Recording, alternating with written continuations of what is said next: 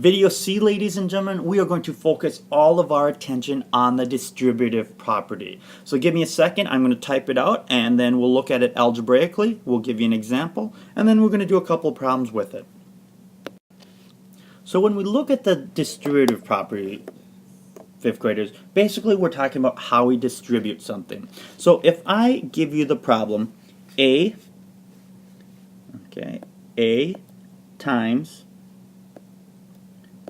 B plus C, it's the same as if I do A times B plus A times C. Now, let's give you an example. And if I remember correctly, A in the last one was 4. It doesn't matter whether A was 5 times 4 plus 6 is equal to, this was 5 times 4 plus 5 times 6. Okay, 5 times 4 plus this is going to be 10. So that's 10 times 5, and that's going to give me 50.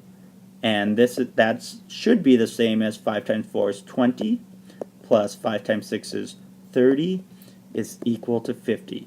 Whew. Thank goodness those worked out. Actually, there was no doubt. I knew they were going to work out because, well, it's math, and that's one of the rules. So how does this look, and what does this look like in action? Well, let's look at this example right here. All right, I'm going to give you, I need to change my color here. Not personally, just the color of my pen. If I give you 7 times 25 plus 7 times 75. Okay, what can I filter out of that? What can I pull out of that? Or if I were to look at this in terms of the distributive property, what would that be? Well, right now, ladies and gentlemen, it's in this form. Okay, how can we simplify this? Because right now 7 times 25 and 7 times 75 is kind of a pain in the butt to do. We want to make it easier for our brains. Why? Because we're lazy, and that's what we do. And when I say lazy, I just mean we want to find the quickest way to do something. Some of you will just do the quickest way and not think at all and just write things down. I know exactly who you are, but I'm not going to name any names. So how can we do this so our brain works less? Because that's what it should be. It should be more efficient and not just get out of work. Well, what we can do, ladies and gentlemen, and let me switch to red here, is we're going to start pull out the A. Well, what's in both of these? 7. I'm going to pull out the 7 here, and then I'm going to multiply it by, well, what's the B and the C? The B is the 25, and what do? We add them, and the C is 75. Does that make sense? Oops, here's my A, because that's AA, B, and then C. Now, does this look a little bit easier to our brains? Because now I've got 7 times, what's 25 plus 75? Oh, that's 100. I can multiply by hundreds fairly quickly. 7 times 100, 700. Now, ladies and gentlemen, if I wanted to, I could still do the problem over here. Okay, 7 times 25, 25 times 8 is 200, so this is going to be 175. Okay, 75 times 7, 75 times 2 is 150, so that's 150, that's 300, that's 450, that's 525, I believe.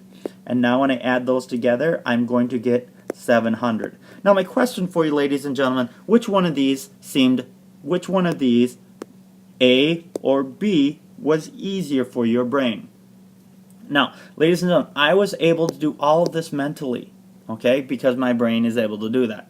A lot of you aren't at that point where you can do this mentally. This, however, we can do mentally. We like mental math. We want mental math. We want to get it so all of our problems are mental. Okay? Unfortunately, we can't but we'd like to try. Simplify it as much as we can. Let's look at another example. 800 times 9 plus 200 times 9 is equal to. Now, again, we want to take this problem and break it up. And we want to break it up into a way that we are, right now it's distributed. Basically, we want to undistribute. And what we're going to do is, let's first factor out the a. Now, in this case, ladies and gentlemen, I'm just going to be fun and cool and hip and everything. I'm going to put my a at the end. Because does it matter? No.